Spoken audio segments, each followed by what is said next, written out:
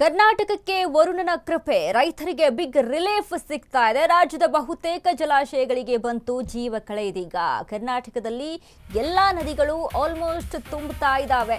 ಇದರಿಂದ ಒಂದು ಕಡೆ ರೈತರಿಗೆ ಮಾತ್ರ ಖುಷಿಯಲ್ಲ, ಇಡೀ ರಾಜ್ಯದ ಜನತೆಗೆ ಖುಷಿ.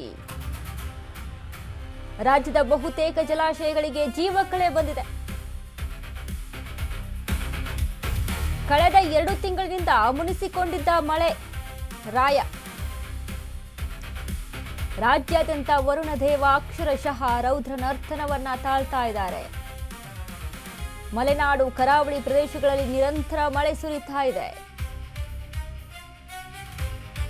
ಬರ ಎದುರಿಸುತ್ತಿದ್ದ ರೈತರ ಮುಖದಲ್ಲಿ ಮಂದಹಾಸ.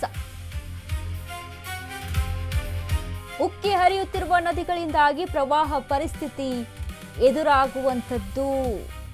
ಸೇತುವೆಗಳು ಮುಳುಗಡೆಯಾಗಿದೆ, ರಸ್ತೆಗಳು ಸಂಪೂರ್ಣ ಜಲಾವೃತವಾಗಿದೆ.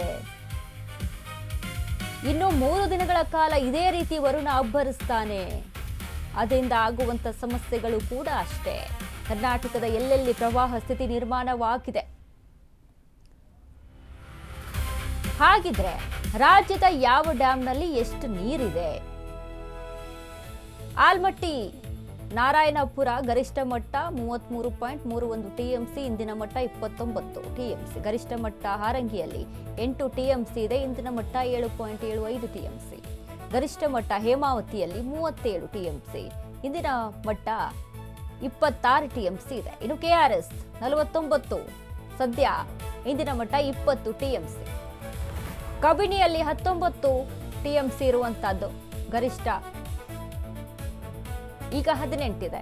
ಇನ್ನು ತುಂಗಭದ್ರಾ 105 ಟಿಎಂಸಿ, ಈಗ 40 ಟಿಎಂಸಿ ಇದೆ. ಗರಿಷ್ಠ ಆಲಮಟ್ಟಿಯಲ್ಲಿ 123 ಟಿಎಂಸಿ. ಎಸ್, ಆಲ್ಮೋಸ್ಟ್ ಭರ್ತಿಯಾಗಿದೆ ನೋಡಿ. ಎಲ್ಲಾ ನದಿಗಳು ಕೂಡ ಭರ್ತಿಯಾಗಿದೆ. ನಿಜಕ್ಕೂ ಕೂಡ ಖುಷಿ ಪಡುವಂತ ವಿಚಾರ, ರಾಜ್ಯವೇ ಖುಷಿ ಪಡುವಂತ ಸುದ್ದಿ ಇದು ನೋಡಿ. ಇದು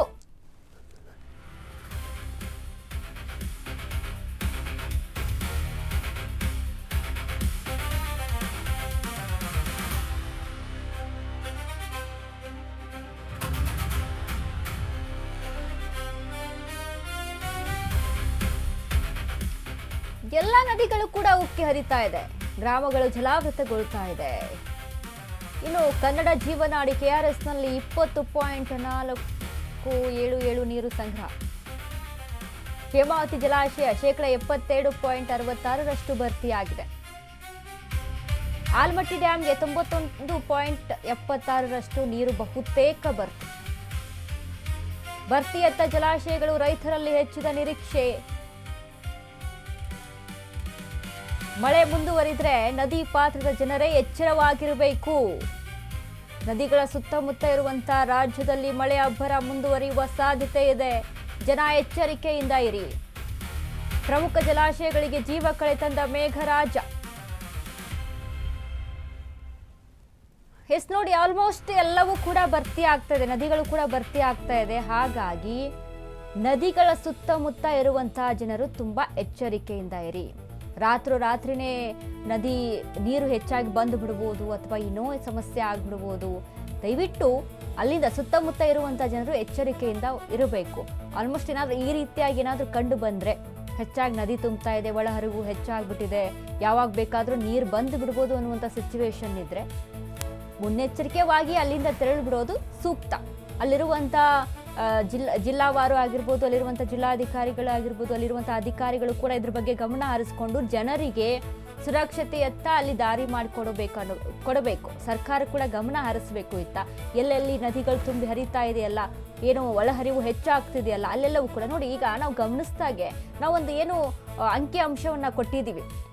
ಈಗ ಎಲ್ಲ ನದಿ, ಹೇಮಾವತಿ ಆಗಿರ್ಬೋದು, ಕೆಆರ್ಎಸ್ ಆಗಿರ್ಬೋದು, ಕಬಿನಿ ಆಗಿರ್ಬೋದು, ಎಲ್ಲ ನದಿಗಳ ಒಂದು ಗರಿಷ್ಠ ಇಂದಿನ ಮಟ್ಟವನ್ನ ಕೊಟ್ಟಿದೆ. ತುಂಬಾ ಅಂತರ ಕಡಿಮೆ ಇದೆ. ಹಾಗಾಗಿ ಯಾವಾಗ ಬೇಕಾದ್ರೂ ತುಂಬಿ ಹರಿಬಹುದು ನದಿಗಳು.